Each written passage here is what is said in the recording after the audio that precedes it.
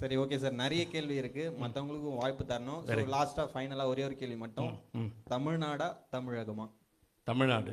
Tamil Nadu, okay sir. ஏன்னா இப்போ இருக்கிற போக்குவரத்து கழகங்களில் அரசு போக்குவரத்து கழகம்னு இருக்கு, அது தமிழ்நாடு போக்குவரத்துன்னு கழகம் ஏன் இல்லை?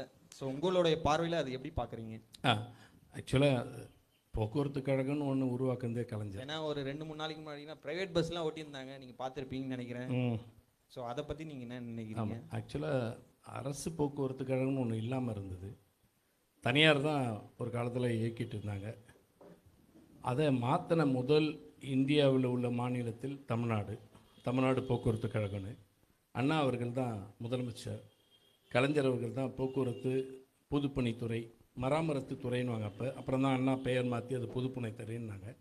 அந்த அமைச்சராக இருந்தபோது தான் போக்குவரத்து வந்து எல்லாருக்குமானதாக மாறணும் அப்படின்னா தனியாரிடம்லாம் இருந்தால் எல்லா மூலை முடுக்கும் போகாதுன்றதுனால போக்குவரத்துறை அரசு உடைமையாக்கி போக்குவரத்து கழகம் உருவாக்கி தமிழ்நாடு அரசு போக்குவரத்து கழகமாக தான் இயங்கியது. நிறைய பேருக்கு தெரியுமான்னு தெரியல, இங்கே இருக்கக்கூடிய இந்த ஜென்ரேஷனுக்கு தெரியுமான்னு இல்லை.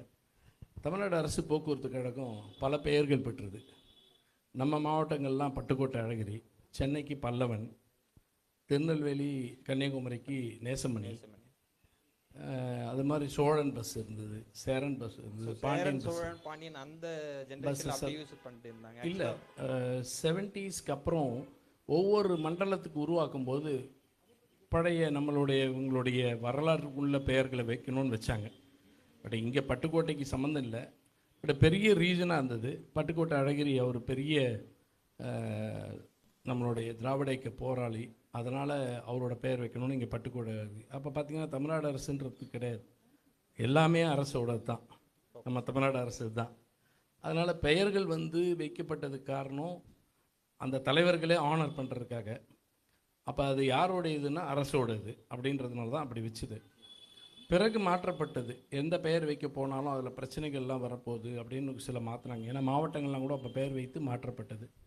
அந்த வகையில் மாற்றுகிற பொழுது கடந்த கால ஆட்சி முறையில் வந்து பொதுவாக அரசு போக்குவரத்து கழகம் அப்படின்னு வச்சுட்டாலே தமிழ்நாடு அரசுக்குள்ளே ஓடிட்டுருக்கு.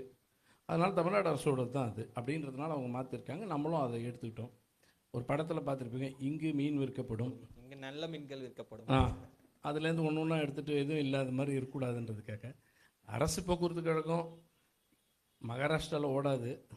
ஏன்னா அங்கே நம்பர் கூட ஹிந்தியில் தான் இருக்கும், தமிழில் இருக்குது அப்படின்னாலே நமது தான். ஒரு தமிழ்னா என்னோட கோரிக்கை வந்து தமிழ்நாடு கண்டிப்பாக இருக்கணுன்ற என்னோட ஆசை. 100% தமிழ்நாடு எங்கேயும் தலைகுனியாது.